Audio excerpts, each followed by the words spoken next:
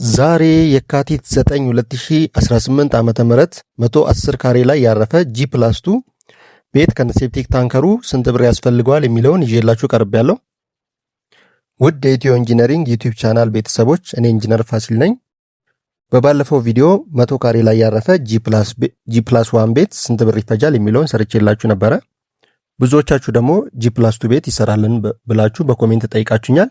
እንግዲህ እኔም በጥያቄያችሁ መሰረት 110 ካሬ ላይ ያረፈ G+2 ቤት ሙሉ ወጪውን ከነገርኳችሁ በኋላ ለዚህ G+2 ቤት ሳይዙ ምን ያክል የሆነ ሴፕቲክ ታንከር ያስፈልጋል፣ እንዲሁም ደግሞ ይህን ሴፕቲክ ታንከር ለመስራትስ ምን ያህል ብር ያስፈልጋል የሚለውን መጨረሻ ላይ የምነግራችሁ ይሆናል። ቪዲዮውን እስከ መጨረሻ ተከታተሉ።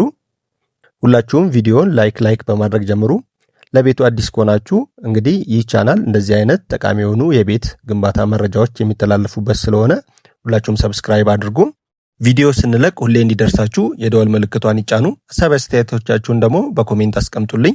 እንግዲህ ይህ የዋጋ ዝርዝር የተሰራው ለአሰላ ከተማ ሲሆን ከአዲስ አበባ 300 ኪሎ ሜትር ራዲየስ ድረስ ያሉ ለማንኛውም ከተማዎች የሚያገለግል የዋጋ ግምት ሲሆን እንዲሁም ደግሞ በጣም ራቅ ያለ ከተማ ላይ ላላችሁ ተመልካቾቼ ወይም ራቅ ያለ ከተማ ላይ ማሰራት የምትፈልጉ ተመልካቾቼ የዋጋ ዝርዝሩን ከያዛችሁ በኋላ እዛ አካባቢ ባለው አሁናዊ የገበያ ዋጋ እያባዛችሁ መጠቀም ትችላላችሁ። እንግዲህ ይህን ግንባታ የምንመለከተው በአራት ስቴጆች ከፋፍለን ሲሆን የመጀመሪያው ስቴጅ ከመሰረት እስከ ስላብ ድረስ ያለው ስንት ብር ያስወጣናል የሚለው ሲሆን ሁለተኛው ስቴጅ ደግሞ ስትራክቸራል ፓርቱን ወይም ቢም ኮለንና ስላቦቹን ሙሉውን ለመጨረስ ምን ያህል ብር ያስፈልገናል የሚለው ነው። ሶስተኛው ስቴጅ ደግሞ የግድግዳ ስራና የጣሪያ ስራ ስንት ብር ያስወጣናል የሚለው ሲሆን አራተኛውና የመጨረሻው ስቴጅ ደግሞ ሙሉ የፊኒሺንግ ስራው ስንት ብር ያስፈልገዋል የሚለው ነው። እንግዲህ ሁሉንም ስቴጆች አንድ በአንድ ነግራችኋለሁ። አብራችሁን ቆዩ። ከመሰረት ጀምሮ እስከ የመጀመሪያውን ስላብ እስከ መሙላት ድረስ የሚያስፈልገን ማቴሪያል የመጀመሪያው ሲሚንቶ ሲሆን 200 ኩንታል ሲሚንቶ ያስፈልገናል። በአማካይ 1350 ነው ዋጋው። 270400 ብር ለሲሚንቶ ያስፈልገናል። እንዲሁም ድንጋይ 6 ሲኖ ድንጋይ ሙሉ ተደርጎ የተጫነ የሚያስፈልገን ሲሆን አንዱ ሲኖ 25000 ብር ነው። ለስድስቱ ሲኖ 150000 ብር እናወጣለን። እንዲሁም ገረጋንቲ 5 ሲኖ ያስፈልገናል። አንዱ ሲኖ 15000 ብር ነው። 75000 ብር ለገረጋንቲ እንይዛለን። ሌላው አሸዋ ነው። አሸዋ 3 ቢያጆ የሚያስፈልገን ሲሆን በ60000 ብር 180000 ብር ይሆናል። ጠጠር 3 ቢያጆ ያስፈልገናል። 3 ቢያጆ ጠጠርም 180000 ብር ነው። ሌላው ደግሞ ፌሮ ነው። ፌሮ ባለ 14 ቤርጋ ባለ 14 ፌሮ 80 ቤርጋ ያስፈልገናል። 200000 ብር ይመጣል። ባለ 12 ደግሞ 60 ቤርጋ ያስፈልገናል። አንዱ 1800 ብር ሲሆን 108000 ብር ያስፈልገናል። ሌላው ባለ 8 ነው። ባለ 8 100 ቤርጋ ያስፈልገናል። በ900 ብር 90000 ብር ይመጣል። ማሰሪያ ሽቦ 30 ኪሎ ያስፈልገናል። በ220 ብር 6600 ብር ይመጣል። ሌላው እንጨት 100 ፍሬ ያስፈልገናል። ለፎርምወርክ እና ለመረማመጃ ለአንዳንድ ነገሮች በ200 ብር መካከለኛ እንጨት ስለምንገዛ 100 ፍሬው 20000 ብር ይመጣል። ሚስማር 6 ቁጥር 8 ቁጥር 10 ቁጥር 15 ኪሎ ያስፈልገናል። 15000 ብር እንይዛለን። ፎርምወርክ ጠቅለል አድርጌ ሲይዝላችሁ 20000 ብር ያስወጣናል። ሌላው ሰራተኛ ነው። ሰራተኛ ከ180000 እስከ 200000 ብር ይጠይቀናል። አጠቃላይ ከመሰረት አንስቶ የመጀመሪያውን ስላብ እስከ መሙላት ድረስ 1,495,000 ብር ያስፈልገናል ማለት ነው። ስቴጅ 2 ላይ ሙሉ ስትራክቸሩን ስኬሌተን ፓርቱን ኮለኑን ቢሙንና ስላቦቹን ለመሙላት የሚያስፈልገን ማቴሪያል የመጀመሪያው አሸዋ ነው። አሸዋ 4 ቢያጆ ያስፈልገናል። በ60000 ብር 240000 ብር ይመጣል። ጠጠር 3 ቢያጆ ያስፈልገናል። በ60000 ብር 180000 ብር ይመጣል። እንዲሁም ሲሚንቶ 300 ኩንታል ያስፈልገናል። በ1350 ብር 405000 ብር ይመጣል። እንጨት 600 እንጨት ያስፈልገናል። መካከለኛ እንጨቶች በ200 ብር 120000 ብር ይመጣል። እንዲሁም ለፎርምወርክ 100000 ብር ገደማ እናወጣለን። ለሚስማር 60 ኪሎ ሚስማር ያስፈልገናል። 60000 ብር እንይዛለን። እንዲሁም ማሰሪያ ሽቦ 100 ኪሎ ያስፈልገናል። በ220 ብር 22000 ብር ያስፈልገናል። ሌላው ብረት ነው። ብረት እንግዲህ ከባለ 8 ጀምሮ እስከ ባለ 16 እንጠቀማለን። እነሱንም አንድ ባንድ ስናይ ባለ 8 140 ቤርጋ ያስፈልገናል። በ900 ብር 126000 ብር ይመጣል። ባለ 10 180 ቤርጋ ያስፈልገናል። በ1400 ብር 252000 ብር ይመጣል። ባለ 12 125 ቤርጋ ያስፈልገናል። በ1800 ብር 225000 ብር ይመጣል። እንዲሁም ባለ 14 80 ቤርጋ ያስፈልገናል። በ2400 ብር 192000 ብር ይመጣል።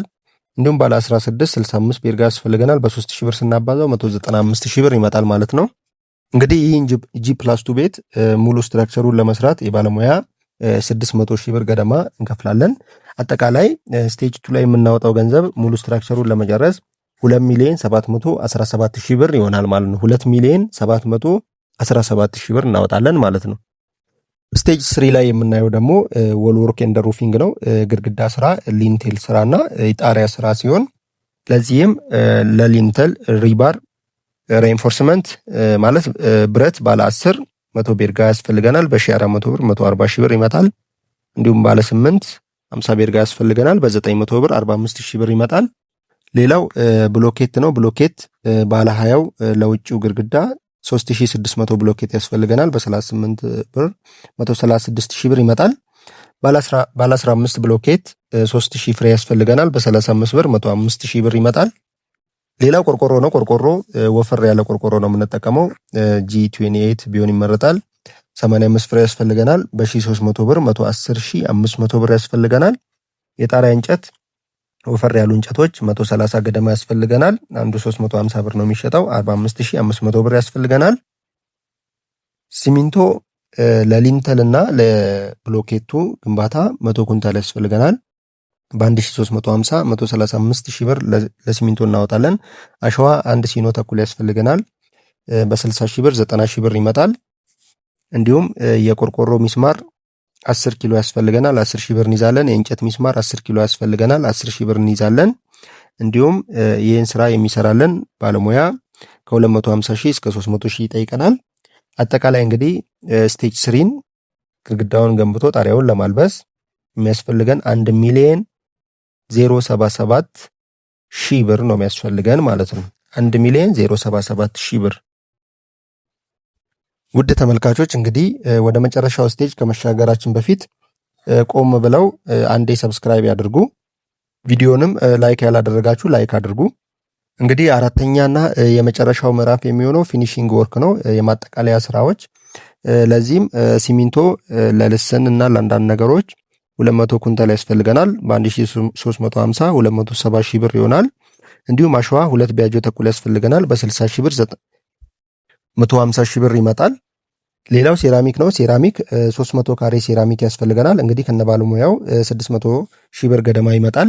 ሌላው የአልሙኒየም ስራ ነው። የአልሙኒየም ስራ እንግዲህ እዚህ ጋር በአልሙኒየም ማሰራት የምትፈልጉ በአልሙኒየም ሂሳባችሁን ትይዛላችሁ። በኤልቲዜድ ማሰራት የምትፈልጉ በብረት በርና መስኮቶቹን ማለት ነው በኤልቲዜድ ትይዛላችሁ። በሁለቱም ነው ሂሳብ ያወጣውላችሁ።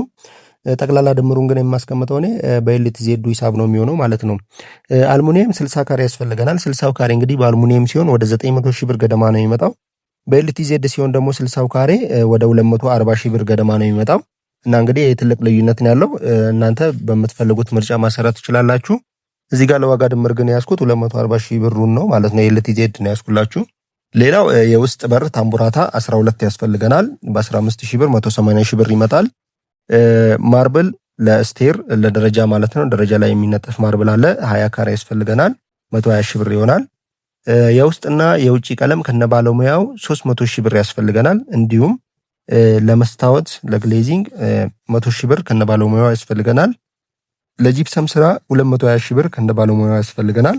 ሌላው የምናየው ሳኒታሪና ኤሌክትሪካል ኢንስታሌሽን ሲሆን ዝርዝር አድርጌ ነግራችሁና የሳኒታሪና የኤሌክትሪካል ኢንስታሌሽኑን የዋጋ ግምቱን አንድ ላይ አስቀምጥላችኋለሁ ማለት ነው። እንግዲህ እዚህ ላይ የምንጠቀመው ሳኒታሪ ፊክስቸሮች ምንድናቸው? ሃንድ ዋሽ ቤዚን የእጅ መታጠቢያ 4 ያስፈልገናል። ኪችን ሲንክ 1 ያስፈልገናል፣ ደብል ቦል ማለት ነው። ሻወር ትሬይ 2 ወይ 3 እንደ ሻወር ቤት ብዛታችሁ ያስፈልጋል። ወተር ቦይለር ባለ 80 ሊትር 1 ያስፈልገናል። ወተር ታንከር ጣሪያ ላይ የሚሰቀል ማለት ነው ባለ 2000 ሊትር 1 ያስፈልገናል። እንዲሁም ወተር ክሎዜት ማለት የመቀመጫው ሽንት ቤት ማለት ነው 2 ያስፈልገናል። እንዲሁም ደግሞ ኤሌክትሪካል ኢንስታሌሽን ላይ የሚያስፈልጉ ነገሮችን ስንመለከት ላይት ፖይንት 100 ያስፈልገናል። እንዲሁም ሶኬት እና ስዊች 60 ገደማ ያስፈልገናል። ኮንዲዩት ሪጅድ ኮንዲዩት 200 ያስፈልገናል። ኬብል 15 ሮል ያስፈልገናል። እንግዲህ ውድ ተመልካቾቼ ሳኒተሪ እና ኤሌክትሪካል ኢንስታሌሽን የዋጋ ግምት አንድ ላይ ስለያዝኩላችሁ ነው። ለማቴሪያል 350 ሺህ ብር ገደማ የሚያስፈልግ ሲሆን ለባለሙያ ደግሞ 300 ሺህ ብር ገደማ እናወጣለን ማለት ነው። የሳኒታሪ እና ኤሌክትሪካል ኢንስታሌሽንን እንግዲህ ለኤሌክትሪክ ለፊኒሺንግ ስራዎች የሚያስፈልጉትን የማቴሪያል እና የሌበር ኮስት አንድ ላይ ጠቅላላ አድርገን ስንደምረው 3 ሚሊዮን 670 ሺህ ብር ያስፈልገናል ማለት ነው። ለጠቅላላ ፊኒሺንግ ይሄ ቤቱን ጥንቅቅ አድርጎ ለመግባት ማለት ነው።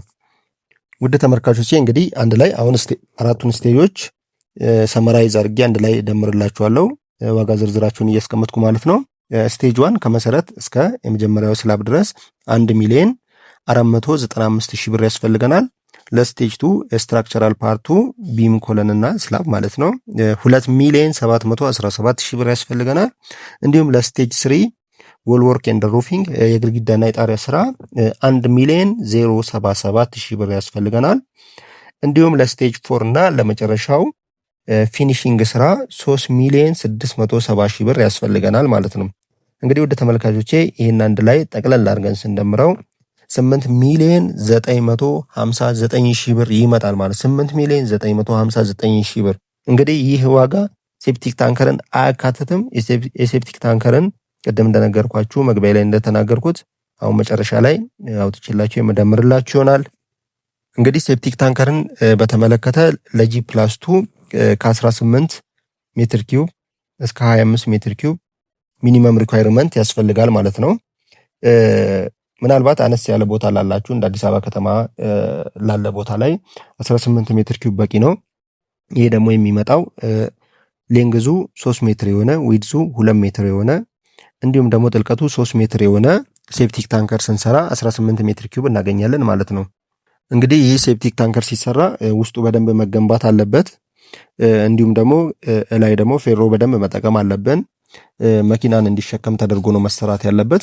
ምናልባት ከሴፕቲክ ታንከሩ በላይ መኪና ማቆሚያ ቦታ ብቻ ሊኖራችሁ ስለሚችል በደንብ በጥንቃቄ ነው መሰራት ያለበት።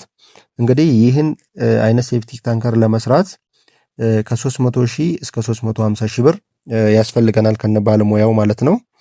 እንግዲህ ቅድም ከነገርኳችሁ የጂ ፕላስ 2 ሂሳብ ጋር አንድ ላይ ስንደምረው 8 ሚሊዮን 959 ሺህ ሲደመር 300 ሺህ ስንት ይመጣል ማለት ነው? 9 ሚሊዮን 259 ሺህ ብር ይመጣል ማለት ነው።